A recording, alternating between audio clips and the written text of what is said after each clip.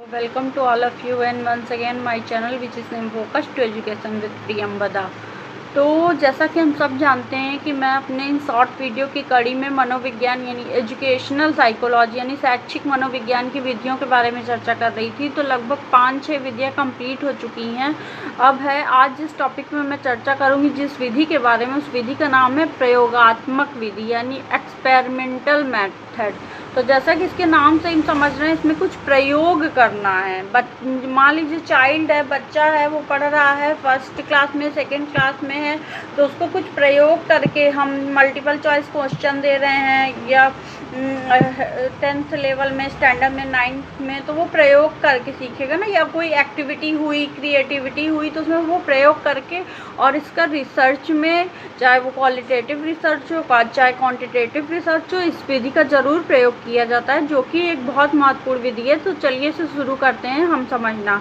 अंतर्दर्शन तथा बहिर्दर्शन विधियों में अवलोकित किए जाने वाले व्यक्ति के व्यवहार पर, यानी अंतर्दर्शन और बहिर्दर्शन विधि में जिस व्यक्ति को हम अवलोकित करते हैं, चयन करते हैं, उस व्यक्ति के व्यवहार का अवलोकनकर्ता का कोई नियंत्रण नहीं रहता। उस व्यक्ति का जो व्यवहार है अवलोकनकर्ता उसका कोई नियंत्रण नहीं रहता। व्यक्ति के एक ही प्रकार के व्यवहार के अनेक कारण हो सकते हैं। व्यक्ति के एक ही व्यवहार के क्या हो सकते हैं? अनेक कारण हो सकते हैं। ये हमें प्रयोगात्मक विधि बताती है। यही कारण है कि अवलोकनकर्ता के लिए सदैव यह संभव नहीं हो सकता है कि वह व्यक्ति के व्यवहार के पीछे निहित वास्तविक कारणों को जान सके। इसके अतिरिक्त अवलोकन विधियों तथा स्वसूचना विधियों से प्राप्त समंकों के आधार पर कार्य कारण संबंध की स्थापना करना उपयुक्त नहीं माना जाता।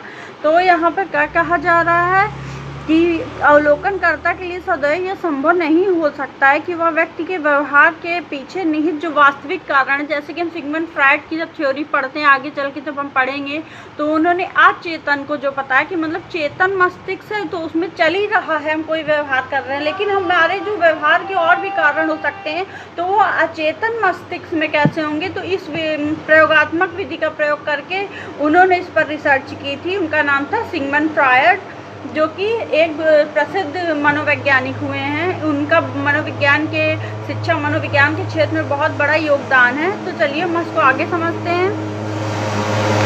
विधियों, इसके अतिरिक्त अवलोकन विधियों तथा स्वसूचना विधियों से प्राप्त समंकों यानी अवलोकन जो इसके अतिरिक्त जो अवलोकन विधियों यानी जो विधियों को तथा स्वसूचना, स्व से प्राप्त हुई सूचना जानकारी विधियों से प्राप्त